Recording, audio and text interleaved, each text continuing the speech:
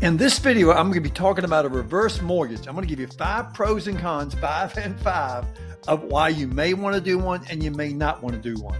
I'm not a financial advisor, so you need to make sure that you get some good financial advice in doing a reverse mortgage.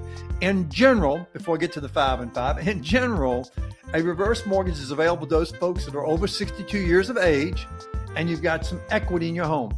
In most cases, it works best if you're going to go down that path. It works best if you have lots of equity or you've really paid off your home. So if you own your home free and clear, you have no mortgage on it, that's probably the best scenario for a reverse mortgage. But now I'm going to give you 5 pros and 5 cons of a reverse mortgage. Before I jump into the 5 pros and the 5 cons, do me a favor, hit that like button, hit the subscribe button, leave a comment. If you don't like what I had to say here, just, tell me what you hate, what you like, what you'd like to see me talk more about. I do a new video every week, so, make sure you hit the subscribe button. Okay, here we go. Pro number 1, it allows you to kind of secure your retirement. If you're a retiree and you don't have a lot of cash, a lot of liquid assets per se, it allows you to draw that cash out of your house and be able to use that cash to pay expenses, maybe even taxes, or whatever it may be. So it kind of settles things down for you a little bit because you're going to have some money coming in from your reverse mortgage to pay these types of expenses because you don't have a lot of cash on hand. Pro number 2 is you get to stay in your home.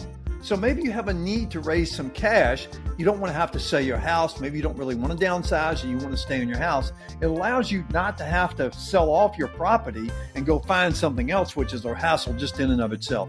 So it can allow a retiree to stay in their home and again, have some cash on hand to do the things they might need to do. Pro number 3 is you can pay off an existing mortgage. So maybe you've got a small existing mortgage still out there and you've got tons of equity. Maybe the values in your neighborhood and the area you live in have gone up in extremes value. You can borrow money against that. That's kind of really what you're doing. But you pay off that first mortgage and now you have all that other money coming in to offset expenses, again, taxes, or whatever issues you might be dealing with. Maybe you need a new roof, whatever it may be. So this keeps you from going out and getting a second mortgage per se, even though it is a mortgage, but it's a reverse mortgage. You pay off your first mortgage and you've got some cash coming in. Pro number 4 for reverse mortgage is it's not taxable. So this isn't like it's income. This is a mortgage. The IRS says that because it's a mortgage, you don't have to deal with taxes on it. And if you had a 401k on an IRA and you were pulling money out of that, you're going to be dealing with the tax consequences of it, no doubt. Not with this. So remember, this is a mortgage. It's not income for you. And even though you've got income coming in every month, because it's a mortgage, you don't have to deal with that issue. Pro number 5 is you're protected if the value of your mortgage exceeds the value of your home. So over the course of time, let's say that your home actually went down in value for some reason or another. No big deal, because when you pass on, it goes to your heirs. It's not an issue for them because it's going to be a wash. The mortgage company or whoever did the reverse mortgage with you, they're on the hook for it. So it's a pretty slick way not to have to be dealing with the ups and downs of the market so much. The value, the amount of money they have lent you in the mortgage has been given to you in one way or another, whether you take it in lump sums or payments or whatever, doesn't really matter. The bottom line is there's no real liability for you at the end of this deal. There you have it. There's the pros basically of a reverse mortgage. The bottom line to this is you get to have some income coming in, you get a lump sum of cash, but there's some definite disadvantages to a reverse mortgage. And now I'm going to share with you what I would call the 5 cons of a reverse mortgage. So here we go.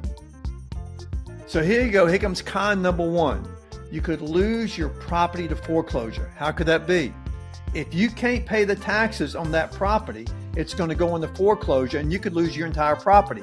So you've got to have enough income coming in, and maybe you've got this reverse mortgage coming in on a monthly basis and you can squirrel away some money to make sure you pay your taxes, but you don't have any money being escrowed for taxes and insurance and that sort of thing anymore. So you've got to be responsible for that and be on top of that. Otherwise, you could fall into foreclosure and lose everything you have.